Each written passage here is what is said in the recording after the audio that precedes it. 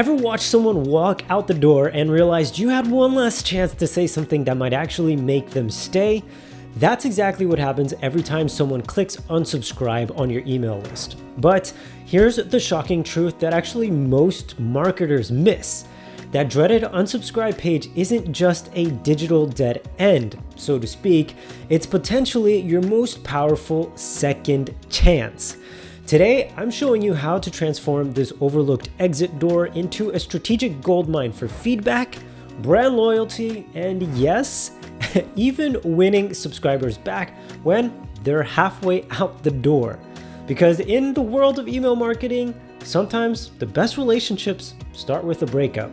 Let's be real, when someone hits that unsubscribe link, it kind of feels personal, right? Like they're saying, it's not me, it's definitely you.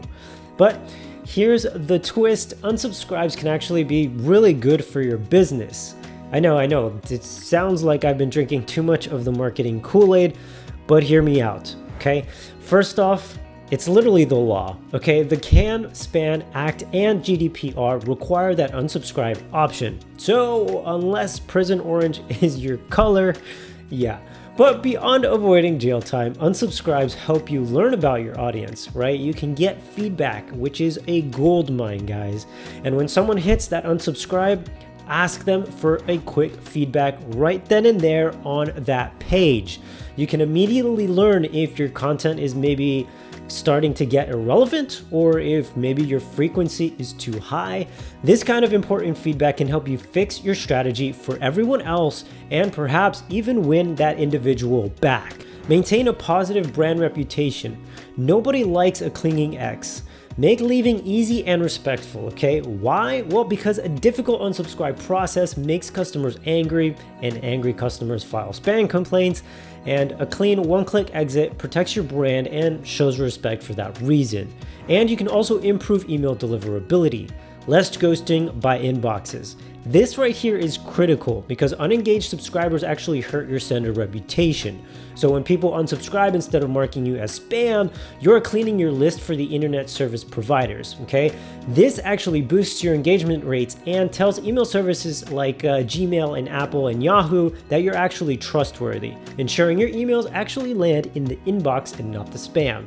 And you can lower your marketing costs this way. Like, why pay to send emails to people who actually don't want them? It's simple math. Your email service provider charges you based on your list size. So why pay to email people who never open your messages, right?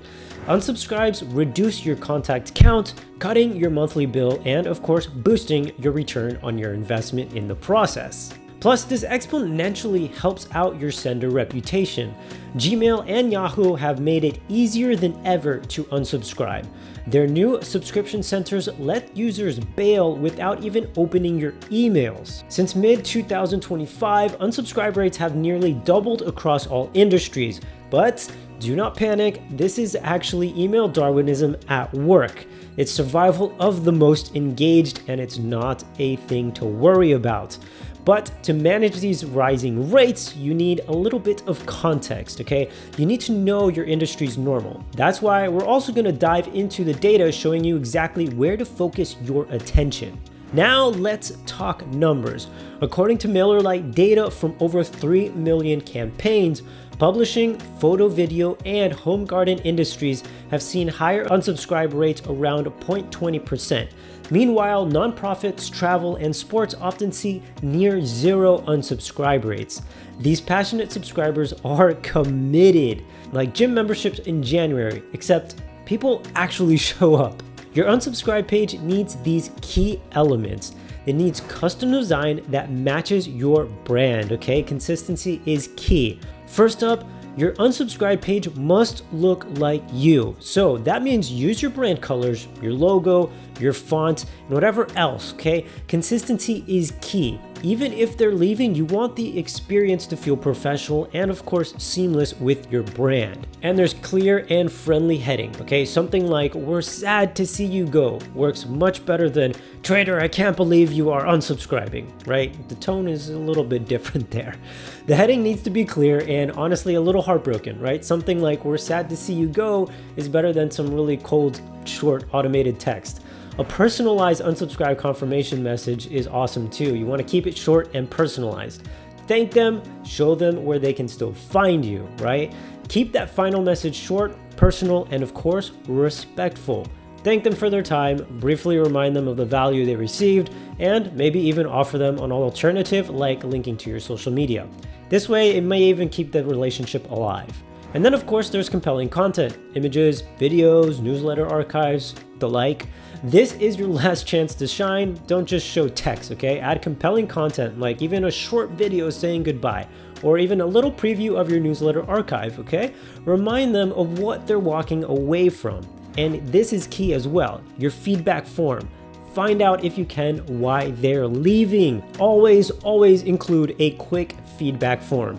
Think of it as free market research, okay? It can just be a simple question like, why are you leaving?